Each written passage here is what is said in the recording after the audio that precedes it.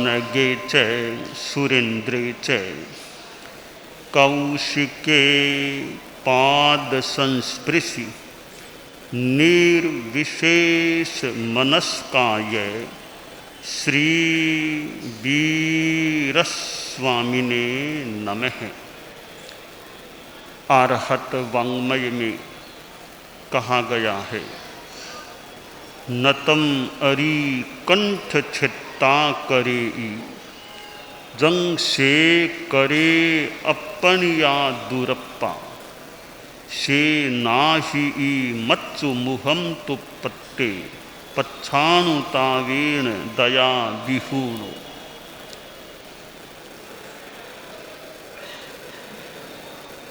आगम में जैन वाङ्मय में कहा गया है कि हमारी आत्मा अगर दुरात्मा बन जाती है तो वह बड़ी शत्रु बन जाती है। एक दुश्मन आदमी कोई गला काट दे वह भी उतना बड़ा नुकसान नहीं करता जितना बड़ा नुकसान अपनी दुरात्मा बनी हुई आत्मा करती है। जो आदमी जीवन में पाप ज़्यादा करता है, दुरात्मा बन जाता है, कई बार बाद में मृत्यु के कुछ पहले उसके मन में पश्चाताप होता है कि मैंने तो पाप बहुत किए हैं, धर्म नहीं किया, अब मेरा क्या होगा, कहाँ मेरी अगली गति होगी। तो आदमी को चाहिए कि वह अपनी आत्मा को दुरात्मा न बनने दे, सदात्मा या महात्मा, फिर आगे कभी परमात्मा बनाने का प्रयास करे। अब प्रश्न है, दुरात्मा कैसी आत्मा होती है? यूँ मिथ्यात्व से आक्रांत आत्मा है, वह भी एक संदर्भ में दुरात्मा हो सकती है। इतनी तात्विक गहराई में न भी जाए भी क्या सम्यक्त्व क्या मिथ्यात्व, तो हम स्थूल रूप में देख लें, जो आदमी धोखाधड़ी करने वाला, हिंसा हत्या करने वाला, लूटपाट करने वाला और भी कदाचार करने वाला है, उसको हम दुर्जन या दुरात्मा कह सकते हैं। हमारी दुनिया में सज्जन लोग भी मिल सकते हैं तो कोई दुर्जन भी मिल सकते हैं। एक दुर्जन आदमी का व्यवहार कैसा और सज्जन का व्यवहार कैसा, एक संस्कृत के श्लोक में कहा गया है, विद्या विवादाय धनम मदाय शक्ति परेशां परिपीडनाय खलस्य साधोः विपरीतमेतज् ज्ञानाय दानाय च रक्षणाय। एक दुर्जन आदमी के पास विद्या बल होता है, बुद्धि होती है, ज्ञान होता है, तो वह अपने विद्या बल का उपयोग विवाद में करता है, बात को उलझाने में, झगड़ा बढ़ाने में, समस्या को सुलझने नहीं देता और ज़्यादा उलझाने का प्रयास करता है, क्योंकि बुद्धि है, विद्या है। वह विद्या और बुद्धि का दुरुपयोग करने वाला होता है और वह दुर्जन आदमी होता है। एक दुर्जन आदमी के पास धन है, अर्थ बल है, वह धन का घमंड करता है कि मेरे पास इतना धन है और कोई परोपकार या सदुपयोग नहीं, धन का घमंड करता है। एक दुर्जन आदमी के पास शारीरिक सामर्थ्य है तो वह दूसरों को तकलीफ देने में, किसी के कैसे मार दिया, किसी के कुछ मार दिया, तकलीफ देता है। तो जो विद्या से विवाद बढ़ाए, धन का केवल घमंड करे, परोपकार में काम नहीं लेकर घमंड करे और शरीर बल के द्वारा दूसरों को पीड़ित करे, वह आदमी दुर्जन होता है। इसके विपरीत सज्जन आदमी के पास अगर विद्या बल है तो वह विद्या से दूसरों को ज्ञान देने का, खुद का और ज्ञान बढ़ाने का प्रयास करता है, विवाद नहीं करता, संवाद करता है और दूसरों को ज्ञान देने का, खुद का भी ज्ञान बढ़ाने का प्रयास करता है। सज्जन के पास धन है, कवि ने कहा दाना ये, कि वो दान देता है, कम से कम घमंड तो न करे और संसार में वो दान को भी एक परोपकार का, लौकिक उपकार का काम माना जा सकता है। एक सज्जन आदमी के पास शारीरिक शक्ति है तो वह दूसरों की सेवा, धार्मिक आध्यात्मिक सेवा भी वह कर सकता है, शरीर से दूसरों को पीड़ित करने का प्रयास फालतू नहीं करता। तो शास्त्र में कहा गया दुरप्पा कि दुरात्मा बनी हुई आत्मा जो हमारा नुकसान करती है, वह नुकसान गला काटने वाला दुश्मन भी नहीं करता। क्यों नहीं करता? कि कोई आदमी गला भी काट देगा, मार भी देगा तो एक जीवन को समाप्त कर दिया। मान लो एक दिन तो जीवन पूरा होता ही होता, उसके निमित्त से हो गया। एक जीवन को मान लें उसने समाप्त कर दिया, पर दुरात्मा बनी हुई आत्मा तो पता नहीं कितने जन्मों तक कष्ट देने वाली बन सकती है। तो हम अपनी आत्मा को दुरात्मा न बनने दें, सदात्मा, महात्मा, आगे कभी परमात्मा हमारी आत्मा बने, ऐसा हमें लक्ष्य और प्रयास रखना चाहिए। दुनिया में सज्जन लोग भी मिल सकते हैं, बहुत भले आदमी, सज्जन आदमी, संत पुरुष दुनिया में मिल सकते हैं। तो कहीं कहीं दुनिया में ऐसे वैसे लोग भी कोई मिल जाएं जो एक सज्जनता की सीमा से नीचे है। और संत लोग जहाँ रहते हैं, त्यागी संत हैं, बैरागी संत हैं, तो संतों का तो अलग एक जगत, संत पुरुष हैं। परिवार छोड़ दिया, घर छोड़ दिया, धंधा नहीं, पैसा नहीं, रुपया नहीं, जमीन नहीं, बैंक बैलेंस नहीं, कंचन कामिनी के त्यागी, महाव्रतधारी, ऐसे संतों का समागम होना, कहा गया साधु नाम दर्शनम पुण्यम तीर्थभूता ही साधवः है, कि साधुओं के तो दर्शन ही अपने आप में पवित्र हैं, त्यागी संतों के दर्शन होना भी बढ़िया। साधु तो जंगम तीर्थ होते हैं और तीर्थ कई स्थायी संसार में होते होंगे, बड़े साधु चलते फिरते तीर्थ भी, जो कई साधु जगह जगह विहरण करने वाले हैं।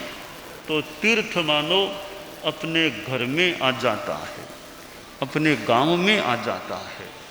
तो आज हमारा कांकरिया, मणिनगर, इस एरिया में आना हुआ।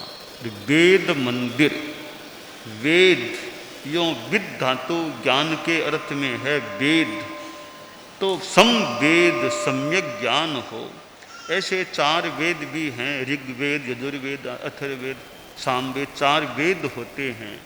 तो यह वेद मंदिर है। और कांकरिया मणिनगर में तो वयोवृद्धा साध्वी राम कुमारी जी बरसों से यहाँ मतलब प्रवास कर रही है। और साध्वी राम कुमारी जी सरदार शहर जो 10वें दशक में संभवतः चल रही है अभी। और कांकरिया मणिनगर में कितने चतुर्मास उनके होते आ रहे हैं। हम यहाँ आए, अब तक उनसे मिल भी नहीं सके। रास्ते में आए, पहले था कि रास्ते में वहाँ ठिकाने जाएं, पर थोड़ा देखा मौसम कभी बूंद हो रहे तो भी सीधे चलो। अभी साध्वी जी से मिलना भी नहीं हुआ है और उनके वहाँ से लगता है साध्वी जी यहाँ आ गई है, तो मौका होगा तो साध्वी जी से मिलने का विचार है। जैसे भी अनुकूलता बैठेगी यथासंभव मिलते हैं। तो साध्वी रामकुमारी जी भी खूब चित्त समाधि में रहें, खूब जप तप जो हो सके करते रहें। साध्वियाँ भी उनकी सेवा का जितना संभव हो लाभ लेते रहें और अपनी साधना भी अच्छी करते रहें। तो साध्वी रामकुमारी जी से सुपृच्छा हो और आने के बाद यथासंभव साक्षात मिलना यथासंभव तैयार हो सकेगा। तो कांकरिया मणिनगर यह अहमदाबाद के क्षेत्रों में या उपनगरों में जो यात्रा, हाँ खमत खामन है, सत्या खमत खामन है, हाँ खमत खामन है संवत्सरी और संबंधी, ठीक है ठीक है ठीक है, बस सुख साता है सब। तो शास्त्र की जो वाणी है कल्याणी वाणी कि भी आत्मा को हम दुरात्मा न बनने दें, यह एक संदेश हमें इस वाणी से मिलता है कि दुरात्मा है वो एक कंठ काट देने वाला दुश्मन जो नुकसान नहीं करता, वो दुरात्मा नुकसान कर देती है। तो दुरात्मा न बने इसलिए धर्म के रास्ते पर चलें, आदमी धर्म करे, जीवन में धर्म है। आचार्य श्री तुलसी ने अनुव्रत आंदोलन आगे बढ़ाया। बस अनुव्रत के अच्छे नियम जीवन में आ जाएं तो मानो कई अंशों में आदमी सदात्मा सज्जन आदमी बन सकता है। परम पूज्य आचार्य श्री महाप्रज्ञ जी अहमदाबाद पहले पधारे थे, अहिंसा यात्रा की थी। यह अहिंसक चेतना का जागरण, नैतिक मूल्यों का विकास, जीवन में अहिंसा है, जीवन में नैतिकता है, तो माने कई अंशों में सज्जनता जीवन में आई है। तो दुर्जन और सज्जन, दुर्जन है परिहर्तव्य है, कभी संगति भी करो तो सज्जनों की करो, दुर्जनों की संगति करने से बचते रहो। और छोटे छोटे बच्चे हैं उनमें अच्छे संस्कार, सज्जनता के, धार्मिकता के संस्कार, धार्मिक ज्ञान उनमें आता रहे। बाल पीढ़ी ज्ञानशाला के माध्यम से, इधर कन्या मंडल है, किशोर मंडल है, छोटे जो हैं इनमें तत्व ज्ञान भी बढ़ता रहे। 25 बोल सीखने का, कोई 24 भक्तामर प्रतिक्रमण, ऐसी चीज़ें और पुरानी अच्छी गीतिकाएँ हैं, ढाले हैं, उन्हें याद भी करते रहें तो ये अच्छे ज्ञान का भी यूँ विकास हो सकता है। और उपासक श्रेणी में भी कितने ऐसे हैं जो अच्छा काम करने वाले हैं, समय लगाने वाले हैं।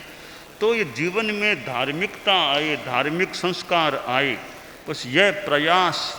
साधु तो बहुत बड़ी चीज़ होती है, साधु की तो भूमिका ऊंची होती है, तो साधुओं की संगति हो उतनी वो बढ़िया। बाकी सज्जन लोग हैं, भले लोग हैं, अच्छे ज्ञानी लोग हैं, उनकी भी संगति की जाए और ज्ञान अर्जन करने का, अच्छे संस्कार ग्रहण करने का प्रयास होता रहे तो हमारा जीवन अच्छा बन सकता है, हमारी चेतना अच्छी बन सकती है, आत्मा अच्छी बन सकती है।